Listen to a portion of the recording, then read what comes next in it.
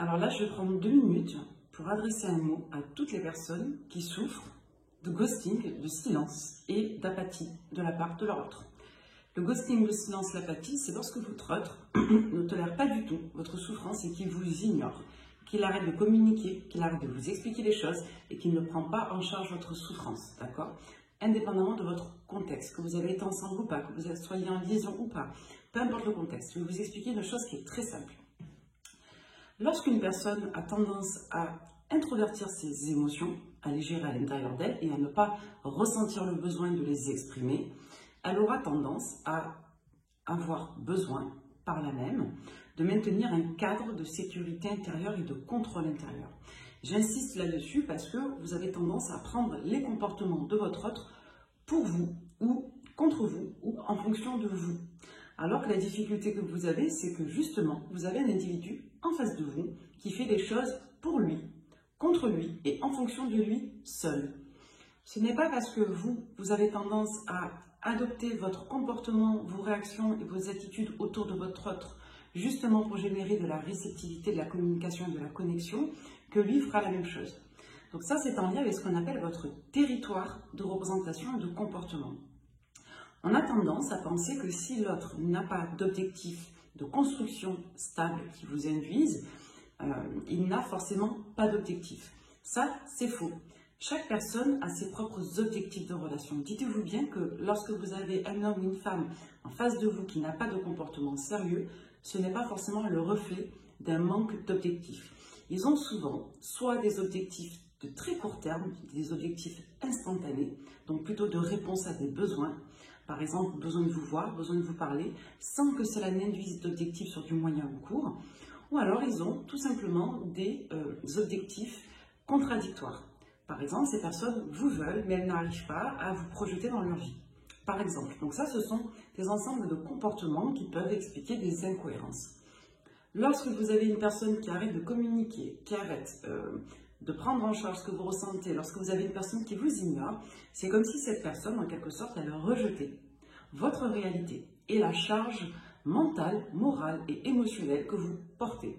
Pour la simple et bonne raison que pour se conserver, se restaurer dans sa gestion mentale et dans sa gestion émotionnelle, cette personne, votre autre, aura besoin de vous nier parce que ça fait trop d'informations.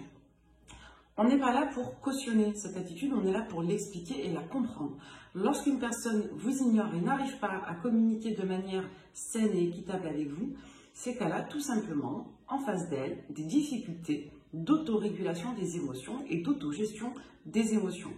Vous pouvez avoir des personnes qui manquent tout simplement d'empathie et qui n'auront aucune intention, je dirais, noble. Donc ça, c'est possible aussi. Vous pouvez avoir des personnes qui se maîtrisent très bien, mais qui partent aussi du postulat qu'elles n'ont pas de compte à vous rendre et que, en quelque sorte, c'est chacun son caca.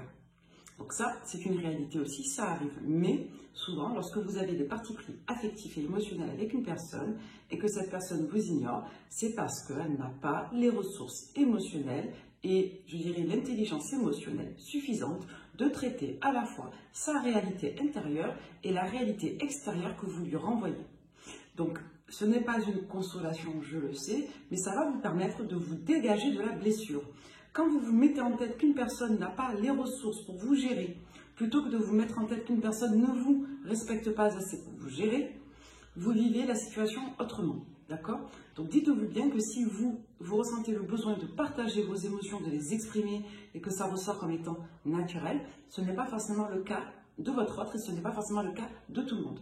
Il y a des individus, pour maintenir un minimum de maîtrise d'eux-mêmes et de contrôle d'eux-mêmes, ils auront besoin de garder silence et surtout de nier votre présence et votre réalité pour pouvoir s'inscrire dans un comportement de maîtrise et de gestion. Parce qu'à l'intérieur, c'est plus, c'est mieux qu'à l'extérieur. D'accord?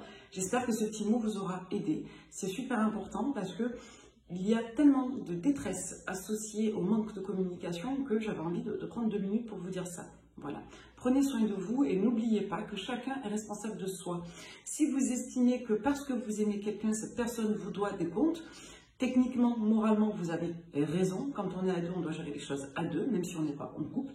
Mais dans la réalité plus concrète, certains individus adaptent leur rythme émotionnel au rythme relationnel. d'accord? Il y a des personnes qui vont calquer leur comportement en fonction de leur situation. Si vous n'êtes pas en couple, si vous n'êtes pas dans une situation claire, heureuse et sereine, vous aurez des individus qui auront tendance à adopter leur posture relationnelle, leur fréquence de communication, leur sympathie de communication en fonction de ce cadre de distance-là. Et ça, je sais que c'est extrêmement douloureux. Donc, essayez de vous dégager de la blessure en vous disant que la personne ne fait pas les choses contre vous, elle les fait pour elle. Et ça fait toute la différence. Merci.